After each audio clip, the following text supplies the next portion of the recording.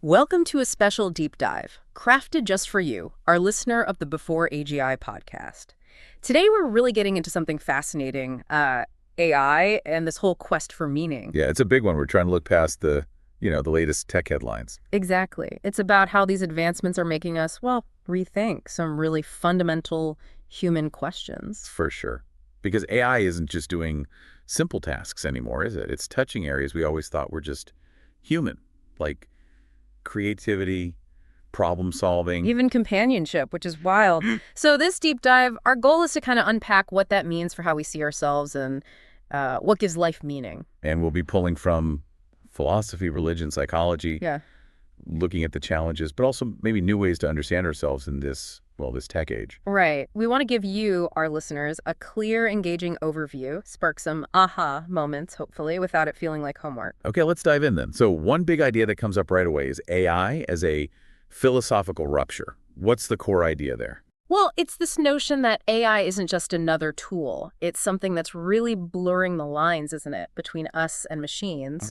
And traditionally, our purpose, our sense of uniqueness, it often came from our minds, right? Our thinking, our creativity, our feelings. Things AI is starting to simulate, or at least appear to simulate. Exactly. So that foundation feels a bit shaky now. Like AI is challenging what makes us distinct. It's like it's forcing a question. Right. And that ties into what Shannon Valor warns about. The big risk isn't necessarily, AI takes over the world in that Well, sense. being outsmarted. Not just that, it's more subtle.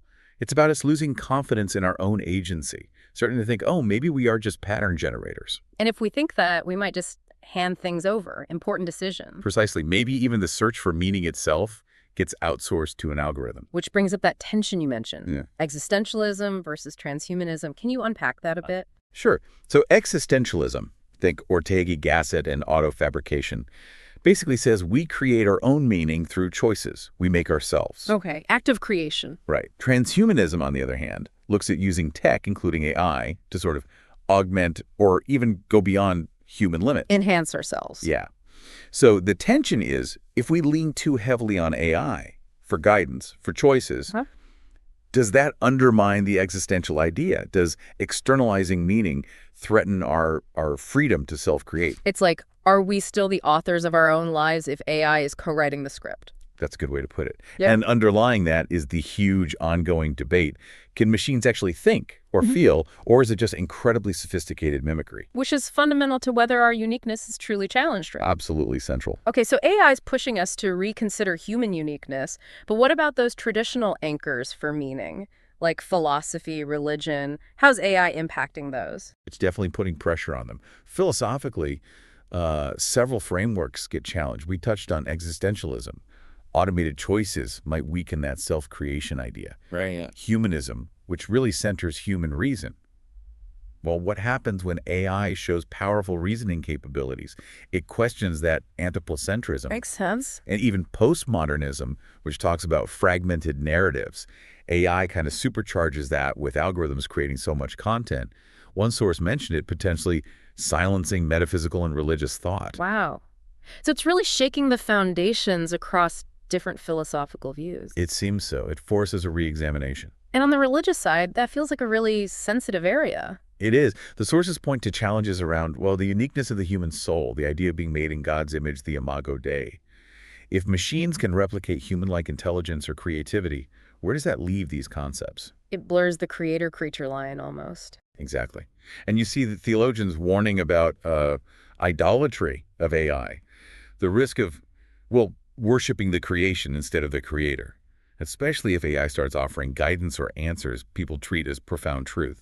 That AI priests idea you mentioned earlier really captures that anxiety, doesn't it? Replacing faith communities with tech. It does. It highlights the fear of losing that human connection central to many faiths. But you also mentioned it wasn't all negative from that perspective, that AI might highlight something about being human. Right, that was M. Bantu's point.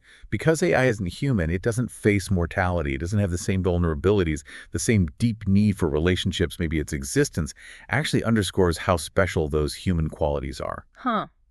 That's an interesting counterpoint. It defines humanity by what AI lacks. In a way, yes. It puts things like vulnerability in our relational nature into sharper focus. Let's shift gears a bit. Work. That's huge for identity and purpose for so many people. I'm a teacher, I'm a doctor. How does AI fit in there? Yeah, work is definitely more than just a paycheck for most. It's tied up in identity. And this functional identity framework from Selenko and colleagues is really relevant here. Okay, what's that about? Basically, it suggests that if AI starts doing the core defining tasks of your job, the things that make you feel competent and purposeful, your identity can feel threatened. Like the loan officer example. If the complex decisions are automated. Exactly what's left. Your sense of purpose might diminish. But the flip side is, if AI complements your work, maybe takes over tedious stuff. Frees you up for the more human parts, the strategy, the empathy.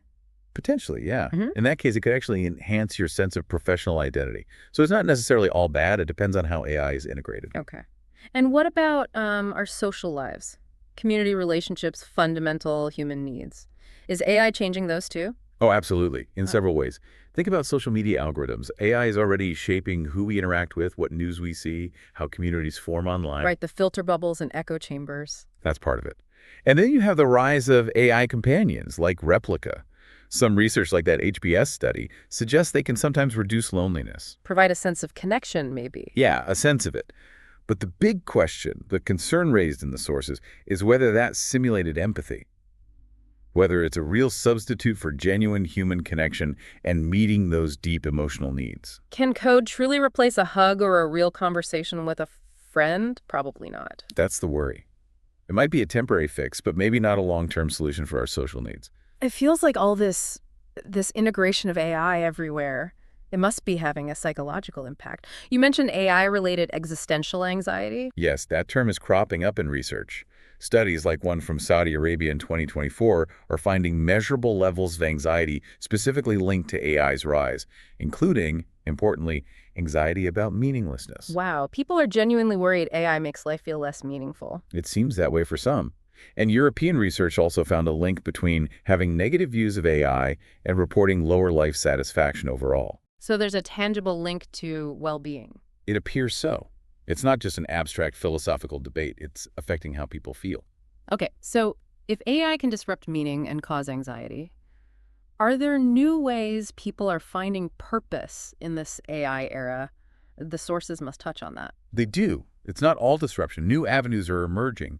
For some, it's about engaging with AI directly. Like working in the field, developing it. Exactly. Careers in AI or working on AI ethics, advocating for responsible use. That can be a source of purpose itself. Using the challenge as the source of meaning, in a way. Precisely. And there's also a push towards focusing more on those uniquely human things, creativity, art, deep relationships, community involvement, areas where AI, currently at least, can't really compete. Doubling down on being human. Kind of, yeah. We mentioned AI processing tons of data about us. That connects to this performative, informative paradigm shift and dataism, right? Can you break those down? They sound a bit academic. Yeah, let's simplify. The performative informative idea basically means we're increasingly turning human experience into data points. Everything becomes quantifiable, measurable, feedable into algorithms. Our clicks, our likes, our health stats. All of it. And Joseph Ratzinger's point, which the sources bring up, is the risk that this focus on data disconnects our creativity and our actions from deeper meaning. It becomes about the information, not the soul, maybe. And dataism takes that further. Right. Dataism is the idea, more of a philosophical stance, that the universe is data flows. And organisms, including humans, are just algorithms processing data. Yeah. In that view, human identity itself gets framed simply in computational data flow terms. Reducing us to biological computers. That's the critique. It potentially overlooks the richness, the subjective quality of being human that isn't easily captured in data. Which leads nicely into AI's limitations, right? Despite all it can do, it seems there are things it just can't grasp about meaning. Definitely. The sources are clear on the experience gap. AI doesn't have subjective experience. It doesn't feel joy or sorrow or existential dread in the way we do. It lacks that inner world, that self-awareness. Barnes and Hudson pointed that out. Yes, they articulate that limitation well. AI processes information about emotions or philosophy, but it doesn't undergo the experiences that give rise to them in humans. And it also lacks our our physical grounding in the world, our embodiment. Exactly. Its understanding comes from data, not from having a body, living in the physical world, facing mortality, experiencing suffering firsthand. So many human frameworks of meaning are tied to those embodied realities. Things AI just doesn't have access to. Right. It's a fundamental difference. So for us listening, for people trying to navigate this, what's the path forward? How do we cultivate meaning when AI is everywhere? The sources suggest a shift, maybe away from driving meaning solely from, say, economic productivity or traditional job roles. Towards what then? Towards more intrinsic values. Things like relationships, personal growth, learning, contributing to society in ways that might not be directly tied to a paycheck. So redefining purpose a bit, finding in new kinds of work, maybe, or even leisure or community building. Yes, exactly. And things like learning and adaptability themselves become important, like mastering new AI tools, understanding the ethics, participating in shaping how AI develops. That can be meaningful. Being an active participant, not just a passive consumer of the tech. Absolutely. And there's that push for human-centered AI, designing AI to augment us, to collaborate with us rather than just replace us. Which highlights the value of those skills AI doesn't have, right? Precisely. Critical thinking, creativity, emotional intelligence, complex problem solving involving nuance and ethics. These become even more valuable. Okay, this naturally brings us to the ethical side of things. It's impossible to talk about AI without considering the ethics. Definitely. The sources flag several key issues. Bias is a huge one. AI systems learning biases from the data they're trained on. Perpetuating real-world inequalities. Yes. Then there's transparency, or the lack of it. These black box models where we don't fully understand how they reach a decision. Which makes accountability really tricky, doesn't it? Who's responsible when an AI makes a mistake? Exactly. Accountability is a major challenge. And all this points to the critical need for AI alignment, making sure AI systems operate in ways consistent with human values. Which sounds incredibly difficult. It is. It requires deep, robust interdisciplinary collaboration.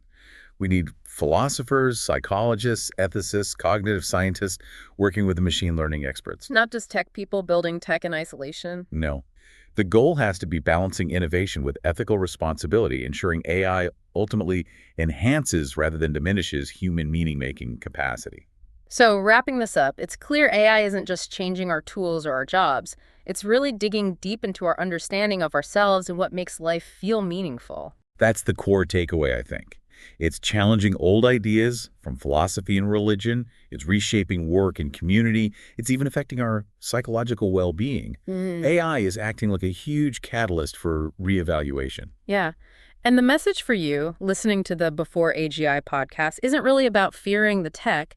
It's more about understanding these impacts, right? And getting involved in shaping how it develops. Proactively ensuring it serves human flourishing enhances our capacity for meaning, rather than accidentally eroding it. Hopefully this deep dive gave you a solid framework for thinking about these big, complex questions. Maybe sparked a few of those aha moments we aimed for. We covered a lot of ground, drawing from different perspectives. And hey, if you want to explore AI concepts further, maybe get into some tutorials or more technical insights, do check out my YouTube channel, Ian Ochieng AI. That's Ochieng. And of course, for more deep dives like this one on cutting-edge topics, make sure you subscribe to the Before AGI podcast. Absolutely. So here's a final thought to leave you with, something to chew on. In this world that's going to be increasingly shaped by artificial intelligence, what uniquely human quality are you going to focus on cultivating? And how will you define your own meaning within that new landscape?